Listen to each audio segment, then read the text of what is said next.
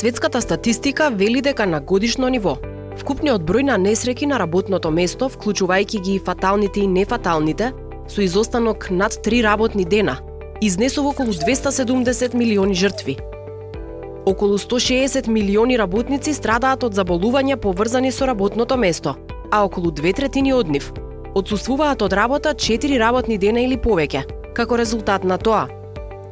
Според податоците на Меѓународната организација на трудот, во светот дневно на своите работни места животот го губат околу 6000 луѓе, или на годишно ниво околу 350.000 луѓе. Се ова е причина последиците од повредите на работното место да чинат приближно 4% од бруто домашниот производ во светски рамки.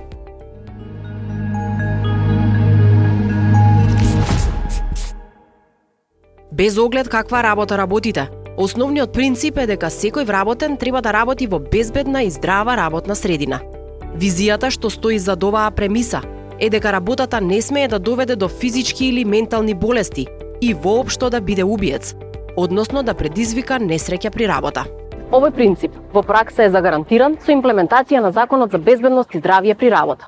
Ова е сигурна работа. Ова се минути кога низ теорија, но и низ пракса ќе ви раскажеме се за законот, за неговата имплементација, но и за позитивните придобивки од истиот. Затоа што без разлика дали сте работник или работодавач, сигурна работа е она што ни треба на сите нас.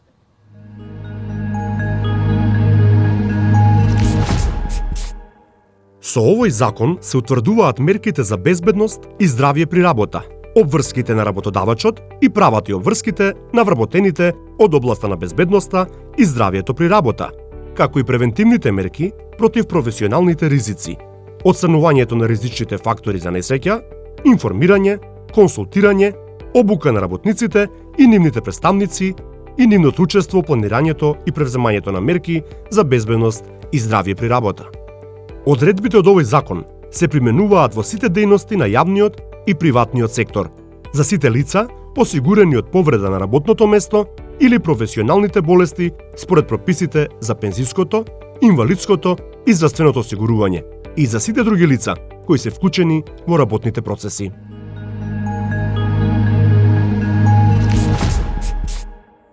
Повредите на работа се директно поврзани со карактеристиките на работниот процес и условите на работното место. Анализата на достапните статистички податоци покажува дека секоја минута поради повреда на работа умираат 4 работници, што представува вкупно 2,2 милиони регистрирани смртни случаи годишно во светот. Македонското здружение за заштита при работа подготви извештај, чија цел е да ги поттикнат оние кои учествуваат во процесот да вложат напор за добивање на реални податоци во областа на безбедноста и здравјето при работа. Целта не е само усогласување на бројките, туку и анализа на статистичките податоци, со цел да се добијат соодветни заклучоци за тоа каде се слабостите, но и да се предложат мерки за надминување на проблемите.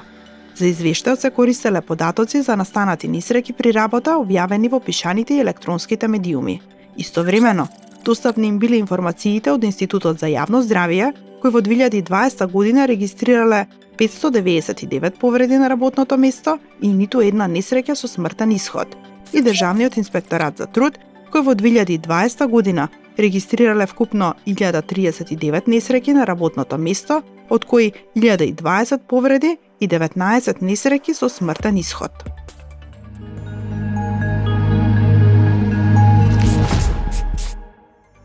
Во 2020 година, според Македонското здружение за заштита при работа, се случиле 152 несреќи при работа, а 25 од нив завршиле фатално. Статистиката вели дека на 100.000 вработени, 16 се здобиваат со повреда на работното место, а 4 од нив го губат својот живот.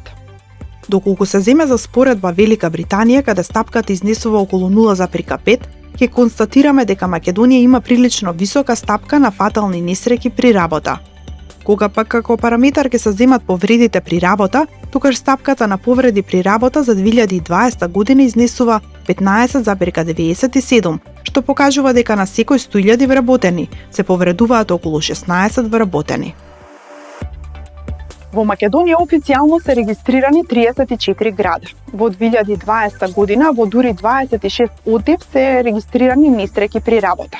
Скопје е градот со најголем број на несреќи при работа, вкупно 42, од кои 4 завршиле фатално, По Скопје следува Куманово со 23 и Кавадарци со 16. Несреќите по дејности се класифицирани според националната класификација на дејности. Во 2020 година најмногу несреќи има во јавна управа и одбрана, преработувачката индустрија, пошто следи градежништвото.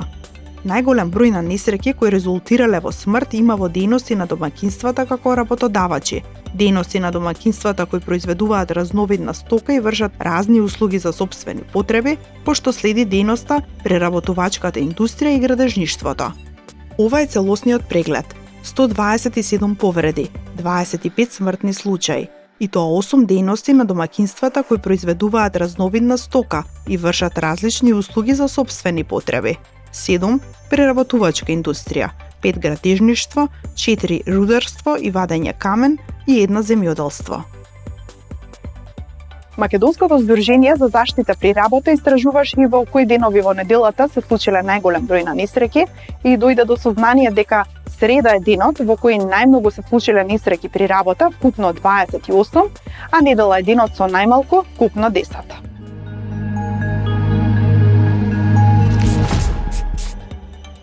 Според резултатите добиени од анализата, февруари, април, јули, август, септември и декември се месеците во кои се случиле најмногу несреќи при работа. Декември пак е месецот во кој имало најголем број на смртни случаи.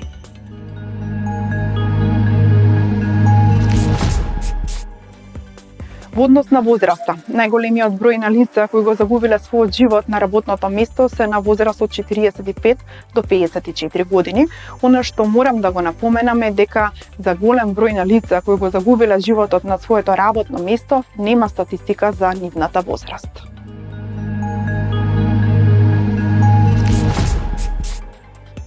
Од настраданите најголем број се мажи. Од регистрираните 152 несреќи, 6 жени го загубиле животот на работното место. Инспекцијата за заштита при работа во состав на Министерството за труд и социјална политика не врши увид и не води евиденција за несреќи на работници во сообраќај, во секторот на полиција, одбрана и за несреќи настанати при вршење дејност во домаќинствата.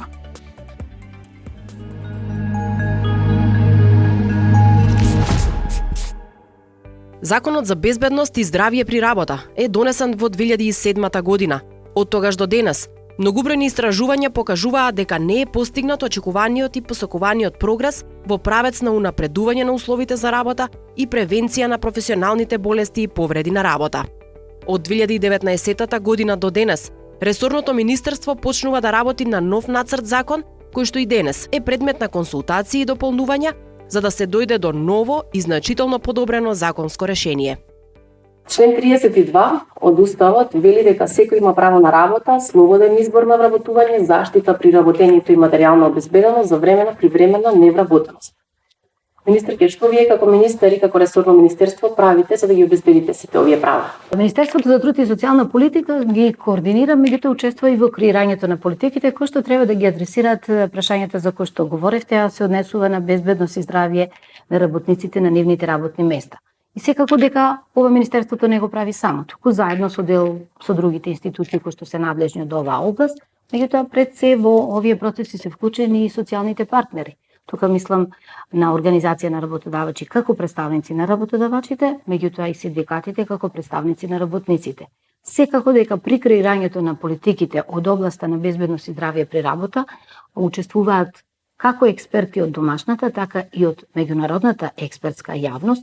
Истовремено учествуваат невладини организации, но ни помагаат и меѓународната организација на трудот, Европската комисија, секако преку човечка, меѓутоа и поддршка која што ни е неопходна во дел на логистика. И законите кои што регулираат оваа област се круцијалните, да речам, темелните закони на Министерството за труд и социјална политика од сферата на трудот. Е законот за работни односи, системскиот закон кој што представува устав во областа на трудот, меѓутоа и законот за безбедност и здравје при работа, како и законот за вработување и осигурување во случај на невработеност. И точно на овие три законски решенија Министерството многу интензивно работи во овој период. Системскиот закон за работни односи е закон кој што е донесен 2004 година. И како таков прилагодувајќи се на потребите на пазарот на трудот, на актуелните состојби, претрпел бројни измени, некаде над 22 измени. Затоа се јави потреба од креирање на едно ново законско решение, кое што целосно ќе регулира областа од сферата на пазарот на трудот и новиот закон за работни односи. Драфт верзијата веќе изработена во Министерството за труд и социјална политика со еден инклузивен пристап на и учество на сите релевантни чинители. Институциите, преточени преку представници на Министерствата, круцијалното улога има Министерството за труд и социјална политика, понатаму социјалните партнери учествуваат, представници на Меѓународната организација на трудот, академската јавност и ова е законско решение кое што се работеше во изминатите повеќе скоро 2 години период. Вториот закон кој што исто така е многу значаен и фактички и суштински, тоа е Законот за безбедност и здравје при работа и ова е законско решение. Имаме еден почетен текст на кој што почнуваме интензивно работата, консултациите, затоа што се работеше во изминатиот период за подготовката на овој драфт. Третиот закон представува Законот за вработување и осигурување во случај на невработеност.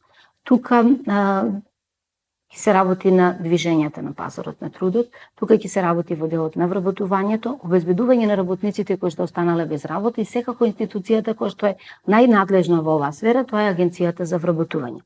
Во секој случај, сите три законски решенија нудат еден современ пристап, кој што точно треба да одговори на барањата пред се на работниците, како стожер, кога говориме за сите активности во пазарот на трудот и како најважниот капитал на општеството кога говориме за пазарот на трудот, односно работниците се најголемиот човечки капитал. Министерки, покрај сите овие напори кои што ги вложувате, имате ли одговор на прашањето зошто и ден денес, еве во 2021 година, се уште не гинат работници на работните места? И имате ли механизми со кои што може да ги казните оние кои што не ги почитуваат сите овие политики за кои што говорите, кои што ги носите? Кога говориме за предизвиците со кои што се соочуваме во делот за безбедност и здравје при работа, тоа е еден сложен процес во кој што учествуваат повеќе чинители. Тука пред се законската регулатива за која што говорев претходно, во која што многу јасно преку закони, меѓутоа и подзаконски акти се дефинираат постапките и процедурите кои што треба да бидат преземени од страна на првиот, би рекла, најодговорен чинител во оваа област, а тоа се работодавачите. Работодавачите се должни, согласно закон, да обезбедат не само достоинствени услови на работа, туку и безбедни услови за работа на работното место на секој работник, да преземаат мерки и активности кои што ќе гарантираат дека работењето на работникот во текот на денот е безбедно. Меѓутоа, тоа е само една алка од синџирот кој што учествува во обезбедувањето на регулирањето на оваа област. Секако не помага одговорноста од страна на работниците. Работниците се тие кои што треба да ги почитуваат зацртаните мерки и активности, да носат заштитна опрема, за да се заштитат себе си, сопственото здравје, за време на работењето, односно во текот на нивниот работен ден. Исто така, многу значајна е улогата и на останатите чинители, на социјалните партнери во процесот на преговарање, на невладините организации, на здруженијата, на експерти, пак кои што врз основа на пресликувајќи ги меѓународните искуства, меѓународните стандарди во сферата на безбедност и здравје при работа, организираат различни активности, кампањи за подигање на општата свест, меѓутоа подигнување на свеста пред се од страна на работниците и работодавачите за важноста на имплементација на овие мерки и активности. Затоа што само здрав работник создава производ. Само здрав работник е продуктивен. Само здрав работник доаѓа редовно на работа. А сите тие спротивни активности и спротивни појави од ова што го набрав генерираат прво загуба кај работодавачот во делот на производствениот процес, во неговиот профит, меѓутоа тоа значи отсуство од работните места, тоа значи боледувања, тоа значи проблем во семејството на секој работник поединечно, тоа значи терет и над системот, како на здравствен, така во процес на рехабилитација и на целото општество кога говориме за целокупниот напредок. Така да, се што Министерството за труд и социјална политика заедно со останатите чинители го воспоставува како законска рамка и кој што треба да биде имплементирано од страна на работници и работодавачи, мора да постои една алатка која што ќе значи контрола, односно надзор на имплементација на зацртаните обврски од страна на сите чинители. А тоа е преточено преку врските кои што ги има Државниот инспекторат за труд. Државниот инспекторат за труд, согласно закон, согласно воспоставените стандарди и процедури, е тој што ја врши контролата односно прави надзор на тоа како се имплементираат овие мерки и при секој надзор носи записник со заклучоци во кој што препорачува преземање или отстранување на одредени недостатоци, на прекршување на одредени прописи. Меѓутоа, доколку се работи за сериозни прекршоци, тогаш Државниот инспекторат за труд покрај решението за отстранување на недостатоците, но дава препорака за упатување пред надлежен орган, а некогаш и до поднесување на кривична пријава. Она што е најдрастичното кога гледаме од призмата на работодавачите, тоа значи да донесе решение за затворање на правниот субјект. Неколку пати ги спомнавте здруженијата и невладините организации. Дали се доволно гласни кога разговараме за овој проблем и дали доволно ги слушате кога ги носите тие законски решенија кои што треба да обезбедат здрави и безбедни работни средини, односно работни места? За да еден закон биде квалитетен, за да биде лесен за имплементација и да има добра, широка примена за прашањето и областа која што регулира, не може да го изготви само Министерството за труд и социјална политика. Тоа е, како што кажав, еден инклузивен процес. И од тука навистина е значена улогата која што дават експертите кои што се организирани во невладини друженија на инженери, на експерти за безбедност и здравје при работа, меѓутоа и моите колеги, специјалистите по медицина на труда. Дополнително и невладините организации кои што ја следат оваа состојба, кои што не се во делот на експертизата. Законот за безбедност и здравје при работа е донесен 2007 година. Иницијативата за негови измени започнала 2019 и тогаш се одржани, да речем, во два наврати широка општествена дебата, едната во пролета 2019 во март, другата на крајот од 2019 некаде октомври. И во оваа расправа биле вклучени сите чинители кои што треба да учествуваат. Организацијата на работодавачи, стопанските комори, понатаму синдикатите како вториот партнер од социјалниот диалог, понатаму беа вклучени експертите и докторите и експертите од медицина на трудот и експертите за безбедност и здравје при работа. И сите тие дале одредени забелешки во тоа како треба да се драфтира новото законско решение за безбедност и здравје при работа, кои што забелешки биле разгледувани понатаму во 2019 година во вториот, да речам, во втората дебата која што се случува есента. Врз основа на тие забелешки ние веќе имаме една почетна, појдовна основа на еден текст кој што секако дека не е готов, кој што треба да го разговараме и понатаму, затоа што па во меѓувреме после 2020 година ние бевме соочени со пандемијата, кој што наметна некои други правила и предизвици кои што треба да бидат имплементирани во новото законско решение за безбедност и здравје при работа. Најлесно да донесете закон. Работата е да донесете закон кој што може да се имплементира. И од тука овој нов закон за безбедност и здравје при работа треба да ги има елиминирано сите слабости кои што се покажале во периодот на имплементација на претходното законско решение.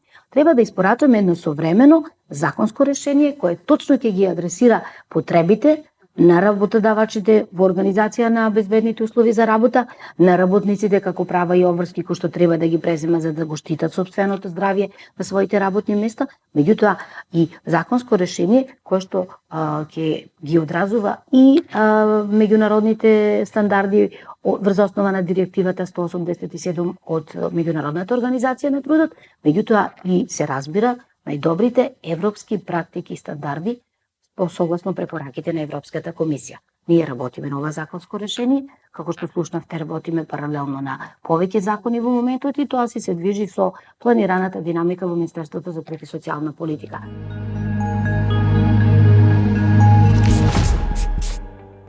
Државниот инспекторат за труд е орган во рамките на Министерството за труд и социјална политика со својство на правен субјект и законски надлежен за спроведување на инспекциски надзор врз основа на кој се утврдува дали е имплементиран Законот за безбедност и здравје при работа. На првата страна на Државниот инспекторат за труд стои: ние се бориме против сивата економија, се бориме против нелојалната конкуренција, се бориме за правата на работниците, ние се бориме бизнисот да оди напред. Но колку во оваа нивна борба се водат по словото на Законот за безбедност и здравје при работа? Ono što mi je važno, веројатно инспекторатот подготвува некакви извештаи, квартални, годишни. Што велат извештаите, колку несреќи се случиле во изминативе години и колку од нив завршиле фатално? Секако дека Државниот инспекторат за труд е обврзан да работи согласно Закон за инспекција на труд, Закон за инспекцијски надзор и соодветните подзаконски акти. Врз основа на наведениве закони и подзаконски акти, Државниот инспекторат за труд работи врз основа на годишна програма, односно план за работа И исто така секој месец се изготвуваат месечни планови, индивидуални за секој инспектор за работа, во кои што се дефинирани активностите кои што треба да ги спроведат во тековниот месец, а врз основа на нивна реализација доаѓа до имплементирање на веќе планираните активности во годишната програма, по смисла на број на надзори, видови на надзори, сложеност на надзори, дејности и така натака и така натака. Каков е вашиот став во однос на состојбата со безбедноста и здравјето при работа во Македонија, гледајќи ги овие бројки, што конечно треба да се промени за можеби бројките да почнат да се намалуваат? Да. Безбедност и здравје при работа е секогаш актуелна тема, била и ќе биде, а исто така треба да напоменеме дека еден мултидисциплинарен концепт и целта е на безбедност и здравје при работа, значи да има еден системски пристап, што значи да бидат вклучени сите чинители што велиме во бизнес во националниот систем за безбедност и здравје при работа. Кога збориме за активни чинители, мислиме на работниците, нивните организации, представници, на работодавачите, исто нивни представници, на државата, односно на владата, на државните институции, образовните институции, издруженијата и така натака. Системски пристап бараат и релевантните конвенции што ги предвидува, односно што ги носи Меѓународна организација за труд и да подсетиме нашата држава ги има истите ратификувано. А уназад овој 14 годишен период од кога е донесен Законот за безбедност и здравје при работа, јас можам да кажам не само јас, него тоа да се потврди дека во Република Северна Македонија имаме национален систем за безбедност и здравје при работа. Меѓутоа, исто треба да кажеме дека во изминатиот период детектирани се одредени слабости, дали системски слабости, дали одредени слабости на одредени институции, одредена неприменливост на законска регулатива, па од тука произлегува и заложбата на сите релевантни чинители во овој систем, и која што е нотирана во нацрт стратегијата за безбедност и здравје при работа со термин 2021 до 2025 година, да дојде до ревидирање на целокупната законска регулатива кај нас. Тоа е еден амбициозен потфат. Мислам во Министерство за труд веќе имаат драфт верзија за нов закон за безбедност и здравје при работа, а во следниот 5 годишен период потребно е да се направи ревизија и на соодветните Како функционира на терен? Инспекторатот излегува и утврдува дека некоја несреќа се случила, понатаму каква завршница имаат тие случаи? Каков е процесот понатаму? Значи, така Државниот инспекторат за труд преку секторот за безбедност и секторот за инспекцијски надзор за безбедност и здравје при работа врши инспекцијски надзор и врз основа на пријавени повреди при работа, а секако и на во случаеви кога имаме непријавени повреди при работа, во случај кога ни се дојавуваат информации за фатални повреди од страна на МВР. Во такви случаеви инспекторите се должни веднаш да излезат на терен и да ги утврдат причините и да приберат целокупната документација. Сето тоа ние во пракса го спроведуваме како вонредни инспекцијски надзори, користиме закон за инспекцијски надзор, упатството за вршење инспекцијски надзор, имаме посебно упатство за вршење на увиди и инспекцијски надзори при повреди при работи, при со фатален исход и колективните повреди. И сето тоа инспекторите го користат како алатки и мора да го користат.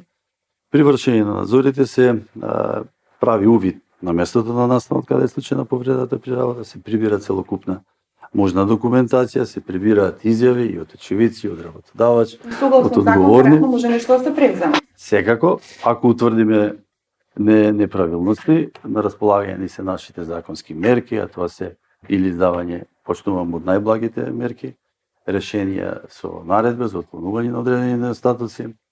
Ако се утврди поголем прекршок, се покренува постапка за порамнување со врачување на платен налог. Во случај ако не се плати во 8 дена, се поднесува прекршочна постапка и на крај имаме можност да покренеме и кривични постапки ако има повреда на кривичниот законник.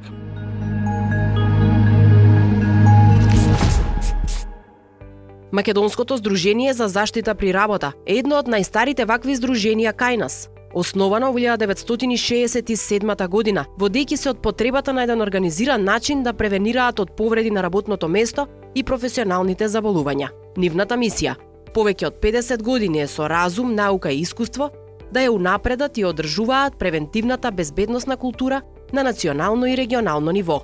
Повеќе од 50 години на патот кон исполнувањето на истата, во нивниот систем на вредности, главната улога секогаш им припаѓа на работниците и работодавачите. Кога треба да се разговара, последниот стадиум да им биде додален на државните институции, да се вмешаат во последниот стадиум. Првиот и вториот стадиум се секако задолжителни помеѓу оние кои ги представуваат работниците и оние кои ги представуваат работодавачите.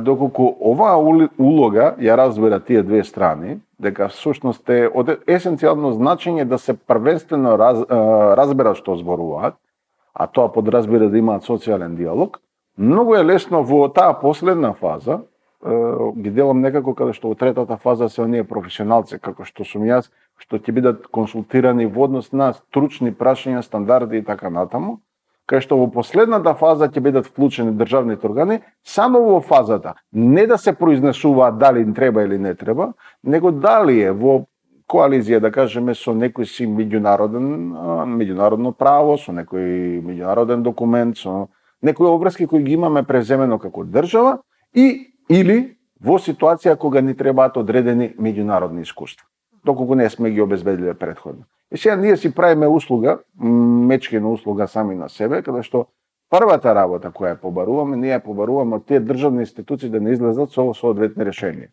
И тука настапува оној главен проблем, каде што тие всушност се наоѓаат во ситуација дека кој ќе најдат некаде нешто, ќе го препишат, ќе го преведат и ќе се обидат да го представат тоа како калауз решение, дека и тука ќе функционира. Луѓе Божи, земјава е тркалезна. Некаде сонцето свети повеќе, некаде помалку, некаде е постудено, некаде е потопло. Ние треба сите работи се ги правиме овдека, локализирано. Значи да, искуствата кои треба да бидат светски, кои треба да бидат пресликани, но да бидат локализирани. Според нив, односот кон Законот за безбедност и здравје при работа не е прашање на непочитување на истиот, туку на неприфаќањето на одговорноста која што произлегува од него. Ајде тргнем од кај нас. Нашата задача е на оние двете преговарачки страни во социјалниот диалог да им овозможиме соодветни, најсовремени информации како одредени штетности кои се присутни во работниот простор да бидат смалени или отстранети или смалени до прифатливо ниво. Значи, советот го даваме на работодавачот, советот треба да се сподели со работникот и треба да се пристапи кон негово разрешување. Сега, доаѓаме кон страната кај што е работодавачот. Тој доаѓа во ситуација дека законот кој постои го присилува да набави такво мислење. Кога сте присилени да набавите такво мислење, не знаете зошто го набавувате, доаѓате во ситуација да викаш дај само да помене, дај нешто што е наевтино, кој ќе дојде контролниот механизам државата, јас да го изведам, да кажеме, писулчето и да кажем, имам? Што имаш ти внатре? Тоа не знам. Да, таму го пишуваше, филјан човек, тој што е сертифициран, ама ти дали го прочита, дали разбра што има? Не, немав време, па знаеш, имам други вакви, онакви работи, значи, стои како мртво слово на хартија. Добро, во законот вели, пошто си ти многу зафатен, не те лишува тоа од одговорноста, значи одговорноста лежи кај работодавач. А ти дали го сподели со работниците? Нели, доаѓаме во ситуација дека таа комуникација внатре, во таа микросредина, најчесто почнува и завршува на делот, каде што работодавачите ги перцепираат работниците само како ресурс и само како дел кој е гладен за поголема плата и повеќе права, се извинувам. А овие поодобратно ги перцепираат работодавачите дека се оние кои на нивната крв, на нивната пот, екстремно заработуваат. Сега најблиско тоа, може би одсликува онаа ситуација што ја имаме во реалност. Но за да не се случува, јас најчесто го пресликувам тоа во некој фудбалски надпревар. Ако се тоа двете страни, затоа ги имаме судиите. Ако ги немаме судиите, тоа ќе имаме масакар. Секој ќе оди, да кажеме, во насока на тоа да го поништи другиот, иако логиката треба да ги води дека сите тие се таму заради таа публика од страна која ги плаќа нив. Тие што ги купуваат нивните услуги, тие што ги купуваат нивните производи. Ако вие се заколат доле, тоа да, ќе биде интересно, ама само еднаш. Нема да воскреснат. И се доаѓаме кај тој контролен механизам како што е државниот, да кажеме, надзор, пресликан преку разните типови инспекции, меѓу кои е државниот трудов инспекторат. Се доаѓаме во ситуација дека самите тие се ставени во позиција, значи, кога влегуваат, да бараат дали имате или немате. Не можат да навлегуваат, да кажеме, во длабина на тоа дали тоа што го имаат на хартија кореспондира со тоа што го имаат во работната средина. Најчесто и многу ми смета кога ќе дојдат, да кажеме, оние, да кажем, политикански притисоци од типот на тоа дека државниот инспекторат направил, да кажеме, 10.000 надзори.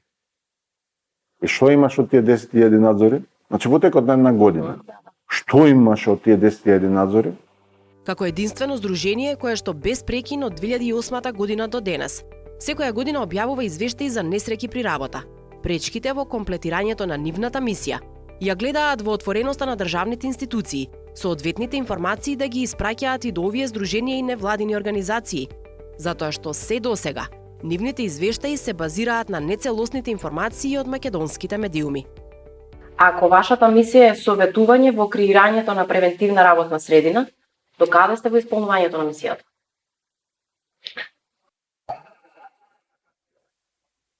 Јас, например, ако се навратам од оно кај почнавме, и кај сме сега, би рекол, имаме напредок. Ама дали сум задоволен? Веројатно кај секој професионалец е така, секојаш мисли дека може нешто повеќе. Веројатно човек кој доаѓа времено, као на автобуска станица, само додека дојде автобусот, веројатно мисли дека тоа е така и нема што да допринесе. Јас имам многу поголеми, да кажеме, размислувања за тоа како треба нашава професија, мојава професија, да функционира. Каде што би требало да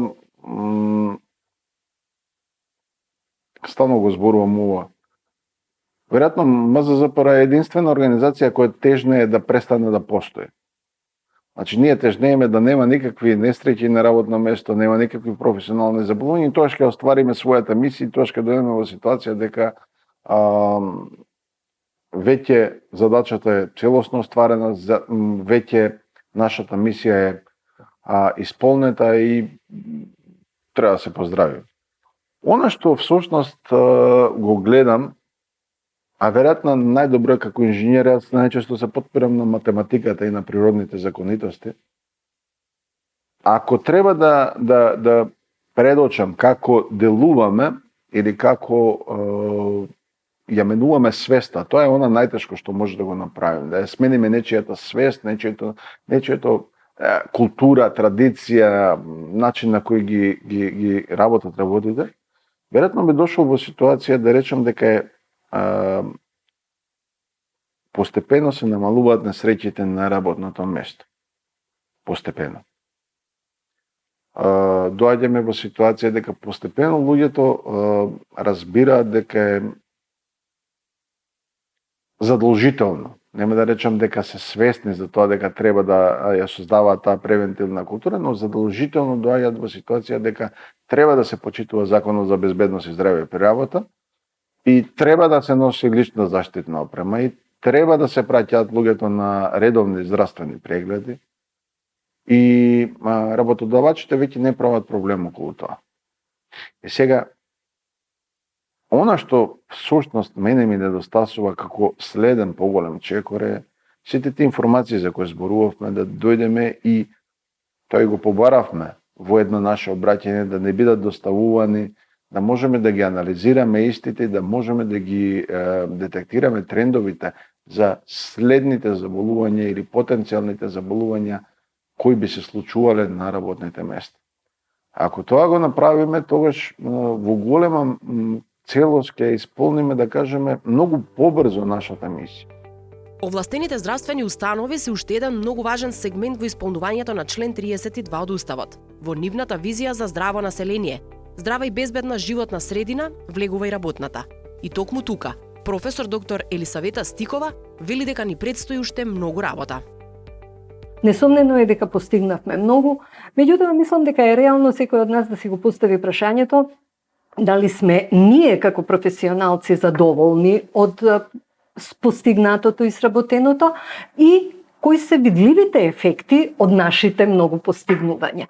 Јас би си зела за право, да биде да го изразам своето лично мислење, јас лично не сум задоволна од постигнатото и ќе се обидам низ неколку точки да ви кажам на што го базирам своето незадоволство. Ако велам дека сме постигнале многу, би било реално да аргументираме што сме постигнале и тоа таа аргументација да ја следи регулативата со која што се предвидува кои податоци треба да бидат собирани за нашата работа и кои индикатори треба да произлезат од тоа прибирање на податоците. Тие податоци се собираат или се сведуваат на две групи на податоци или на две групи на индикатори. Индикатори на изводливост, тоа значи што сме сработиле, и индикатори на успешност, што сме постигнале со нашата работа. За жал, после некои 2-13 години од функционирање на Законот за безбедност и здравје на работа, ние се уште немаме интегриран информатички систем за безбедност и здравје на работа, преку кој што ние континуирано на регуларна основа би ги прибирале овие податоци и низ години во континуитет би ги следеле податоците и за извршената работа и за нашите ефекти. Вака ние не можеме да знаеме и точно да аргументираме ниту колку прегледи сме направиле, ниту колку мерења сме направиле, ниту колку проценки на ризик сме направиле, нити пак кои се ефектите. Дали сме ги намалиле стапката на повреди на работа, стапката и бројот на професионални болести или отсуство на работа. Ке се согласите дека она што велиме дека сме го сработиле не е доволно аргументирано и за тоа е потребно да се направи чекор понапред. Прво да се донесе соодветна регулатива, национална регулатива преку која што ќе го воспоставиме тој систем за безбедност и здравје на работа, дотолку повеќе што основата, темелот за една таква работа го имаме. Институтот за јавно здравје на Република Северна Македонија е носител на здравствената статистика за целата република.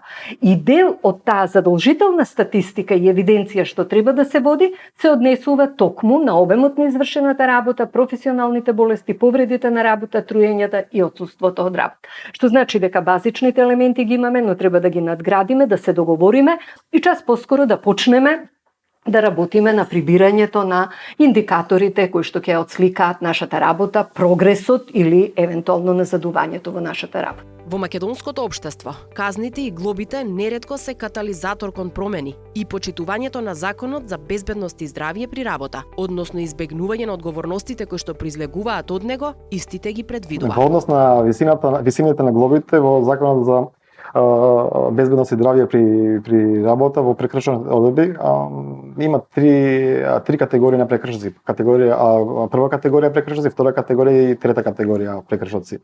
Значи, запретената глоба е од 200 евра до 4000 евра во зависност од која категорија припаѓа прекршокот.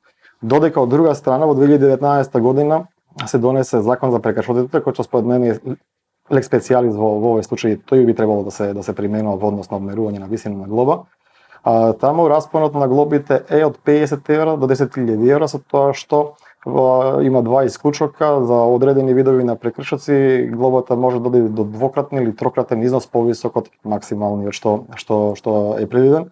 Секако висината зависи од фактот дали сторителот на прекршокот е микро, мал, среден или голем трговец. И крајно во постапка кога се изрекува висина на глоба мора да се индивидуализира прекршокот и да се ценат сите олеснителни и отежителни околности под кои што истиот е сторен и на тој начин се определува висината.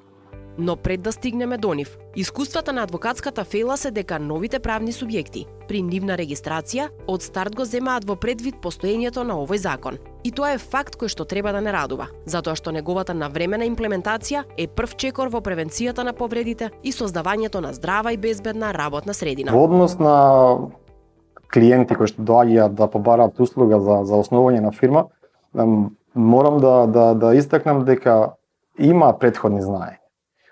Тие знаења или се на база на размена на искуство со нивни блиски, или се базирани на нивно искуство во функција на работници, некаде биле вработени, извршувале работни задачи и биле запознаени со законот за безбедност и здравје при работа. Во таа насока можам да кажам дека да, се отвара одредена дискусија и ние укажуваме на постоењето на законот и на пропишаните обврски и секогаш му кажуваме на фактот дека обврските кои што произлегуваат од законот можат да ги доверат на лиценцирани правни и физички лица од областа кои што нели можат да им помогнат во спроведувањето на обврските. Во таа смисла секогаш велиме, им советуваме, им сугерираме дека подобро е да се нели пристапи кон исполнување на пропишаните обврски, отколку да не се пристапи кон исполнување на пропишаните обврски. Не е тоа само како резултат на запретена глоба, која што е во некој распон пропишан со закон, туку и во самиот факт да самиот работник има право да одбие да извршува работна задача доколку нели не е обучен, нема заштитна опрема, не е известен за опасност и така натаму, и тоа одбивање на извршување на работа да не биде на штета на работникот. Така да почитувањето и спроведувањето на законот го гледам како бенефит за двете страни. Ако работниот однос се заснова со договор за работување и при тоа имаме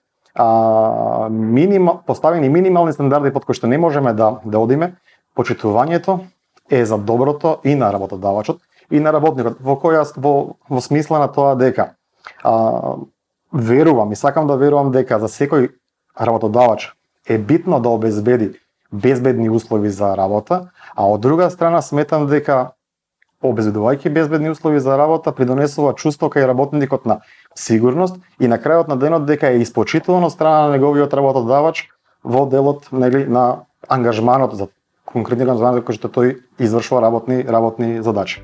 Македонски автор во една приказна напиша: некој по заобиколен пат стигнува до целта, а целта на сите нас е следна.